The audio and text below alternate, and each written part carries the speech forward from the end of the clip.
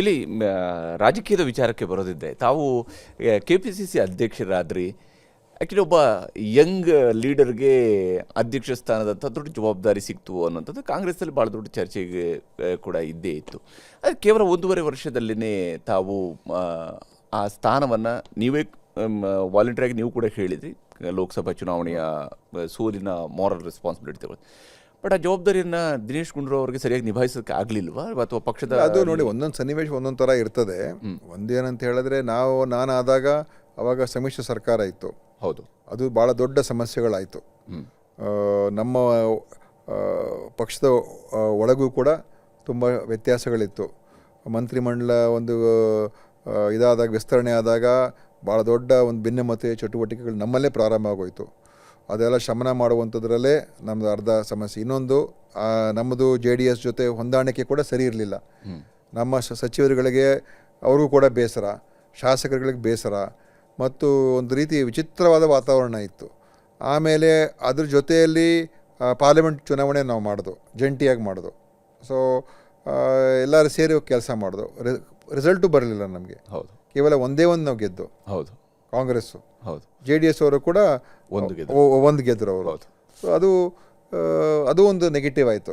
So ಈ ರಾಜಕೀಯದಲ್ಲಿ ಹೆಂಗಂತ ಹೇಳಿದ್ರೆ, ಚೆನ್ನಾಗಿ ಫಲಿತಾಂಶಗಳು ಬಂದಾಗ ಅದು ಎಲ್ಲರೂ ಕೂಡ ಅದಕ್ಕೆ ನಮ್ಮಿಂದ ಆಯಿತು ಅಂತ ಮತ್ತೆ ಎಲ್ಲ ಒಂದು ಒಳ್ಳೆಯ ವಾತಾವರಣ ಬಂದ್ಬಿಡ್ತದೆ.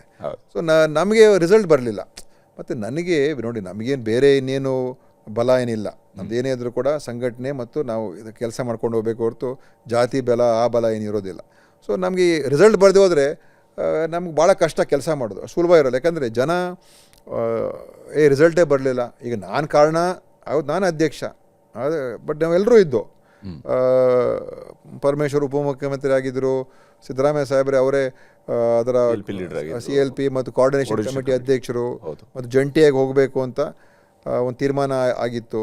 ಸೊ ಆ ರಿಸಲ್ಟ್ ಬರಲಿಲ್ಲ. ಆಮೇಲೆ ಅದ ನಂತರ ಬೇರೆ ಡೆವಲಪ್ಮೆಂಟ್ಸ್ ಆಯಿತು. ನಮ್ಮವರೆಲ್ಲ ಬಿಟ್ಟು ಹೋದರು. ಹೌದು, ಅದು ಒಂದು ರೀತಿ ಕಂಟ್ರೋಲೇ ತಪ್ಪೋಯ್ತು.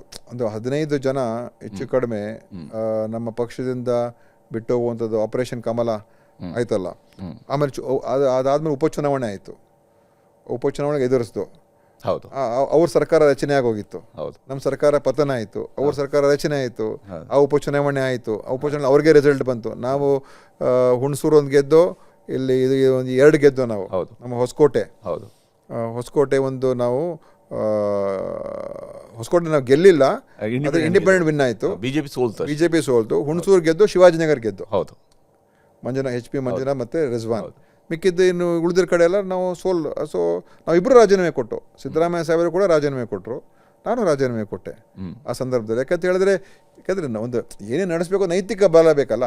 ಸೊ ಆ ಸಮಯ ಏನಿತ್ತು ಅಂತ ಹೇಳಿದ್ರೆ, ಆ ಸಮಯನೇ ಒಂಥರ ಬೇರೆ ಥರ ಸಮಯ. ಸೊ ನನ್ನ ಶಕ್ತಿ ಮೀರಿ ನಾನು ಏನು ಮಾಡೋಕ್ಕೆ ಸಾಧ್ಯ ಆಯ್ತು ನಾನು ಮಾಡಿದೆ. ನಾನೇನು ಇದು ಮಾಡಲಿಲ್ಲ ಅಂತ ಹೇಳೋದಿಲ್ಲ.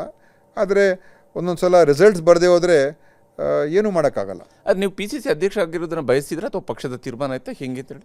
ಅದು ಒಂದು ರೀತಿ ಆ ಸಂದರ್ಭದಲ್ಲಿ ಮತ್ತೆ ಮಂತ್ರಿಮಂಡಲ ಆಯಿತು. ಆವಾಗ ಯಾರು ಅಧ್ಯಕ್ಷರ ಮಾಡಬೇಕು ಅಂತ ಇತ್ತು. ಮತ್ತು ನಮ್ಮ ದೇಶಪಾಂಡೆ ಅವ್ರನ್ನ ಮಂತ್ರಿಮಂಡಲಕ್ಕೆ ಸೇರಿಸ್ಕೊಂಡ್ರು. ಅದು 50-50 ಅಲ್ವಾ? ಹೌದು. ಸೊ ನಮ್ಮಿಂದ ಒಬ್ಬರು ಮಾತ್ರ ತೊಗೊಳ್ಳೋದಂತ ಆಯಿತು. ನಮ್ಮ ಕಮ್ಯುನಿಟಿಯಿಂದ ಒಬ್ಬರು ಮಾತ್ರ ತೊಗೊಳ್ಳೋದಾಯಿತು. ರಮೇಶ್ ಕುಮಾರ್ನ ಸ್ಪೀಕರ್ ಮಾಡಿದ್ರು. ನಾನೇನು ಅವಾಗ ನಿರೀಕ್ಷೆ ಮಾಡಿರಲಿಲ್ಲ. ಅದೇ ಕಾರ್ಯಾಧ್ಯಕ್ಷನಾಗಿ ಕೆಲಸ ಮಾಡಿದ್ದೆ, ಚೆನ್ನಾಗಿ ಕೆಲಸ ಮಾಡಿದ್ದೆ. ಕಾರ್ಯಾಧ್ಯಕ್ಷನಾಗಿ ಜನರಿಗೆ ಚೆನ್ನಾಗೆಲ್ಲ ವರ್ಕ್ ಮಾಡಿದರು ಅಂತ ಅದೊಂದು ಅಭಿಪ್ರಾಯ ಇತ್ತು. ಅದಕ್ಕೋಸ್ಕರ ಆ ಸಮಯದಲ್ಲಿ ಒಂದು ನ್ಯೂಟ್ರಲ್ ಆಗಿ ಯಾರೊಬ್ರು ಇರಲಿ ಅಂತ ಒಂದು ತೀರ್ಮಾನಕ್ಕೆ ಬಂದು ಅವಾಗ ಮಾಡಿದ್ರು. ಶಾಂತಿ ಕಾಲದ ಅಧ್ಯಕ್ಷನ ರೀತಿಯಲ್ಲಿ ಶಾಂತಿ ಕಾಲ ಆಗಲಿಲ್ಲ. ಆದರೆ ಅದು ಬರೀ ಘರ್ಷಣೆ, ಯುದ್ಧ ಕಾಲದ ಪ್ರಥಮ ದಿವಸದಿಂದನೇ ಶುರು ಆಗೋಯ್ತದು.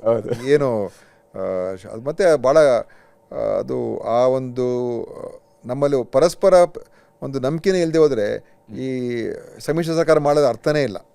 ಸೊ ಆ ಥರ ಪಕ್ಷದ ಸೀನಿಯರ್ಸ್ ಇಂದ ಎಷ್ಟು ಮಟ್ಟಿಗೆ ಸಹಕಾರ ನನಗೇನು ತೊಂದರೆ ಇರಲಿಲ್ಲ. ಸಹಕಾರ ವಿಚಾರದಲ್ಲಿ ನನಗೆ ಏನೂ ಸಮಸ್ಯೆ ಆಗಲಿಲ್ಲ. ಎಲ್ಲ ಎಲೆಕ್ಷನ್ ನಾವು ಮುನ್ಸಿಪಾಲಿಟಿ ಎಲ್ಲ ಗೆದ್ದು ಆ ಸಮಯದಲ್ಲಿ ನಾವೇ ನಂಬರ್ 1 ಬಂದು. ಮುನ್ಸಿಪಾಲಿಟಿಗಳು, ಪಂಚಾಯತ್ಗಳಲ್ಲಿ ಎಲ್ಲ ಎಲೆಕ್ಷನ್ಸ್ ಆಯ್ತಲ್ಲ, ನಾವು ಅದ್ರಲ್ಲಿ ನಂಬರ್ 1 ಬಂದು. ಮತ್ತು 2 ಉಪಚುನಾವಣೆ ಗೆದ್ದು, ಅದು ಬಳ್ಳಾರಿ ಗೆದ್ದು, ಆಮೇಲೆ ಇನ್ನೊಂದು 2 ಎಲೆಕ್ಷನ್ ಆಯ್ತಲ್ಲ, ಬಳ್ಳಾರಿ ಒಂದು ನಮ್ಮ ಉಗ್ರಪ್ಪ ಗೆದ್ರು, ಆಮೇಲೆ ಇದರಲ್ಲಿ ನಮ್ಮ ನ್ಯಾಮ್ಗೌಡ್ರು, ಹೌದು, ಆನಂದ್ ನ್ಯಾಮ್ಗೌಡ, ನ್ಯಾಮಗೌಡ. ಹಾಂ, ಅವರು ಗೆದ್ದರು. ಆ ರಿಸಲ್ಟ್ ಚೆನ್ನಾಗಿ ಬಂತು.